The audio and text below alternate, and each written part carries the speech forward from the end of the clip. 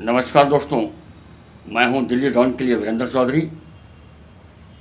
आज तो मैं घटनाक्रम के बारे में बताता हूं। एक बच्चा था विशाल, जो दिल्ली से द्रोणाचार्य संस्थान में पढ़ने के लिए आया था बिहारीगढ़। उसे नहीं पता था कि 15 जनवरी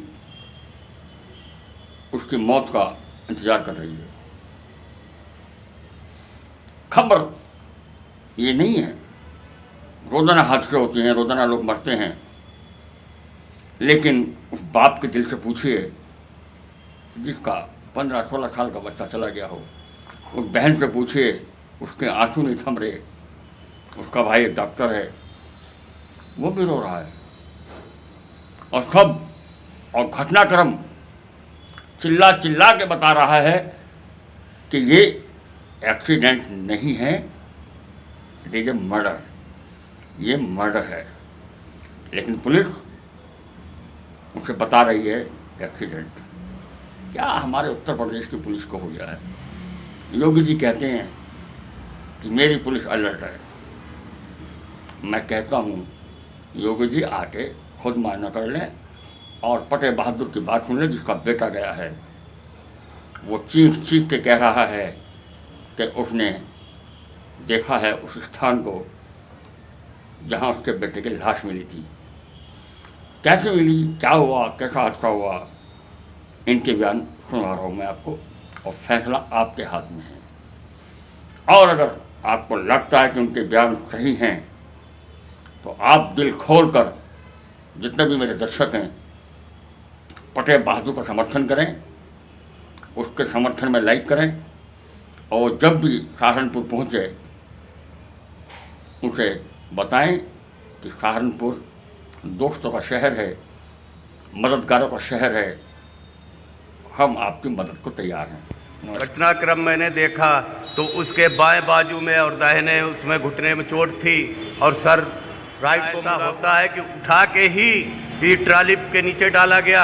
मुझे तो लोगों ने हमें ये सारी चीज़ें बताई हैं जो कि पुलिस को हमें बतानी चाहिए। पुलिस हमें सिर्फ गुमराह कर रही है। पर हमारे पास एविडेंस है, हमने बहुत सारे बच्चों से बात करी, बहुत सारे एविडेंस हमें ऐसे मिले हैं कि रैगिंग करके उसको बाहर ले जाया गया। और घटनाक्रम मैंने देखा तो उसके बाएं बाजू में और दाहिने उसमें घुटने में चोट थी और सर राइट को मुड़ा हुआ था। क्या ऐसा होता है कि उठा के ही ट्राली के नीचे डाला गया? मुझे तो मर्डर पूरा लग रहा। मैंने वहाँ के ऑनर से बात की, ऑनर कोई रिस्पॉन्स नहीं दे रहा। पुलिस जो थाना अध्यक्ष है वो मुझे गुमराह कर रहे हैं। सीओ साहब से कई बार बात हुई मेरी, सीओ साहब ने बोला वो सारे सबूत मैं आपको दूंगा। मैं सारे मोबाइल पुराने ऐसे केस हो रखे हैं और कई बार उसके पिछली साल भी, ये 1-2 साल पहले भी गांव वाले कहते हैं इनके इस पे पुराने केस हो रखे हैं। ना ही तो बाउंड्री है और ना ही उसमें लाइट है। कल मैं बच्चे कपड़े लेने गया तो उसमें लाइट ऑफ थी। बताओ, वहाँ बच्चे रहते हैं, पढ़ते हैं, लाइट के बगैर कैसे गुजारा होगा उनका? मेरा प्रशासन से अनुरोध है कि ऐसे माफिया वाले स्कूल बंद किए जाएं ताकि कोई दूसरा विशाल एक्सीडेंट में गुमराह ना किया जाए। होते मर्डर है, पुलिस वाले अपने उसके चक्कर में एक्सीडेंट घोषित कर देते हैं। मुझे तो न्याय चाहिए और भारत सरकार, यूपी सरकार, मैं योगी आदित्यनाथ से मिलूँगा, मैं भारत सरकार से मिलूँगा। मुझे चाहे कुछ भी हो जाए, मैं जंतर मंतर पे जाऊँगा, मैं रोड जाम करूँगा, मैं सब कुछ करूँगा अगर मुझे न्याय नहीं मिला। जब हमें वहाँ के लोकल लोगों ने बताया कि वहाँ पर तो कोई पेशेंट भी नहीं आता, वो लोग दिहाड़ी के लिए 300-300 रुपये दे के पेशेंट को लिटा देते हैं जब आगे से इंक्वायरी आती है। हमारे पास रैगिंग के सारे सबूत है। जब हमने एंटी रैगिंग के में मेल वगैरह किया तो वहाँ से भी बस ये आया कि ये तो एक्सीडेंट केस है, इसमें हम कुछ नहीं कर सकते। क्या रैगिंग सच में अलाउड है? फिर कानून किस बात का है? अगर हॉस्पिटल के बारे में बताओ। हाँ, अगर रैगिंग अलाउड ही नहीं है, मेंटल टॉर्चर अलाउड नहीं है, तो ये क्यों हो रहा है हमारे प्रशासन में? कोई क्यों नहीं देख रहा? हॉस्पिटल, अगर आपको हम पे विश्वास नहीं है, आप खुद हॉस्पिटल का दौरा करिए जाके। वहाँ पे मुझे तो नहीं लगता ना कोई मशीन होगी, ना कोई इलाज होगा किसी चीज़ का। गांव के लोगों ने हमें ये सारी चीज़ें बताई हैं जो कि पुलिस को हमें बतानी चाहिए। पुलिस हमें सिर्फ गुमराह कर रही है। पहले 5-6 इंसिडेंट और पहले भी वहाँ पे इंसिडेंट हुए हैं काफ़ी सारे, जिनको कभी आज तक रजिस्टर ही नहीं किया गया। कंप्लेन करते हैं बच्चे, रजिस्टर ही नहीं करता है। प्रिंसिपल खुद कबूल रहा है कि इंट्रो लेना तो नॉर्मल है, वर्बल अब्यूज़ करना तो नॉर्मल है, उसके लिए ये सब चीज़ें रैगिंग होती ही नहीं है जब तक फिजिकल ना हो। क्या फिर ये क्यों बनाए जाते हैं ये सारे कानून कि अगर रैगिंग करना इतना ही अलाउड है तो उसको नॉर्मल रहने दो ना, क्यों बना रहे हो कानून? आज हम एसएसपी साहब से मिले। एसएसपी साहब ने ये थानाध्यक्ष को फ़ोन लगाया और पूछा। थानाध्यक्ष ने पूरा उनका जो केस है वो एक तरफ मोड़ दिया, कहता वो ट्राली पकड़ ली गई है। उससे पहले मुझे ना ट्राली बताई गई थी ना कुछ बताया गया था। जो लड़का उसके साथ था वो कहता कि मैंने तो कोई वाहन ही नहीं देखा, मैंने तो कोई वाहन ही नहीं देखा। पहले बच्चों को मैंने वहाँ 4-6 बंदे 10-20 बंदे इकट्ठे किए थे तो पुलिस ने दबाव में बच्चे पकड़ लिए थे। उसके बाद मैं उसका अंतिम संस्कार करने चला गया तो उसके बाद उन्होंने बच्चे भी छोड़ दिए, प्रिंसिपल को भी छोड़ दिया। और कॉलेज का ऑनर ऐसे कह रहा कि जैसे उसके घर में उसके कॉलेज में कुछ हुआ ही ना हो। वो ऐसे बिलीव कर रहा हम लोगों को कि जैसे उसके कॉलेज में कुछ ना हुआ हो। मैंने उससे जवाब मांगा, मैंने कहा मेरे बेटे को, हमारी आपसे बात हुई थी कि मेरे बेटे को जब बाहर जाएगा तब आप फ़ोन करोगे? कहता हाँ जी बाबूजी ज़रूर फ़ोन करेंगे। मगर मेरा बेटा 6 बजे के बाद गया, वहाँ इतना फॉग था, 6 बजे के बाद गया, उसे और बाइक प्रोवाइड करा दी गई।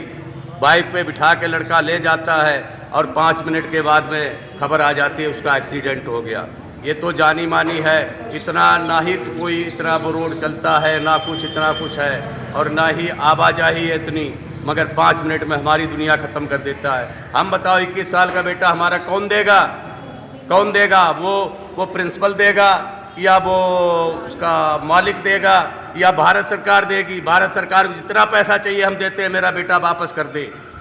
हमारा अनुरोध है कि इसकी फॉरेंसिक जांच, सीबीआई जांच, जो भी जांचें होती हैं इसकी जांच कराई जाए और मुझे संतुष्ट किया जाए।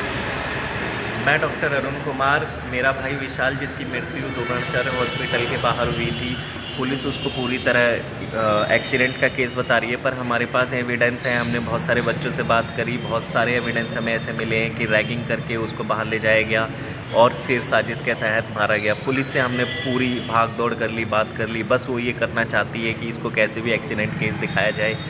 ऑनर को नहीं पकड़ा है, सारे बच्चों को छोड़ दिया है। केस हमें बस इधर से उधर भगा के टाइम वेस्ट किया जा रहा है। इसी से ज्ञान में अब एसएसपी से भी आज मिलने आए, इसीलिए हम यहाँ भटक रहे हैं। कृपया हमें न्याय दिलाओ। हमारे पास पूरे सबूत हैं कि बच्चा जो है उसको पकड़ के ले जाया गया, सीसीटीवी फुटेज है, पर कोई भी उस पहलू को जांच करने की कोशिश ही नहीं कर रहा है। बस जांच ये चल रही है कि एक्सीडेंट दिखा दो, एक्सीडेंट दिखा दो, एक्सीडेंट ही दिखा दो, दूसरे पहलू का कोई मतलब नहीं। मैं पटे बहादुर, मेरा बेटा विशाल 25 तारीख को इन्होंने एक्सीडेंट जो बता रहे इन्होंने उसका मर्डर कर दिया। मैं पुलिस विभाग में आज 6 दिन से चक्कर काट रहा हूँ मगर कोई संतुष्टि नहीं मिल रही। पुलिस वाले उसे एक्सीडेंट बता रहे और ना ही वीडियो दिखा रहे, ना ही घटनाक्रम का कोई वो दृश्य दिखा रहे कि ऐसे एक्सीडेंट हुआ। जिन बच्चों का मैंने नाम लिया, पकड़वाया था, उन बच्चों को इन्होंने छोड़ दिया, वहाँ का प्रिंसिपल को छोड़ दिया, वहाँ का ऑनर ऐसे बातें कर रहा। मेरी ऑनर से बात हुई थी कि बच्चा जब जाएगा बाहर को तो आपके पास फ़ोन आएगा, मगर मेरा बच्चा चला कैसे गया बाहर? प्रशासन से मैं ये पूछ रहा हूँ कि मुझे न्याय कब मिलेगा? अगर नहीं मिला तो मैं जंतर मंतर बैठूंगा, योगी आदित्यनाथ से बात करूंगा। अगर नहीं मुझे न्याय मिला तो मैं जंतर मंतर पे जान दे दूंगा अपनी। मुझे न्याय चाहिए।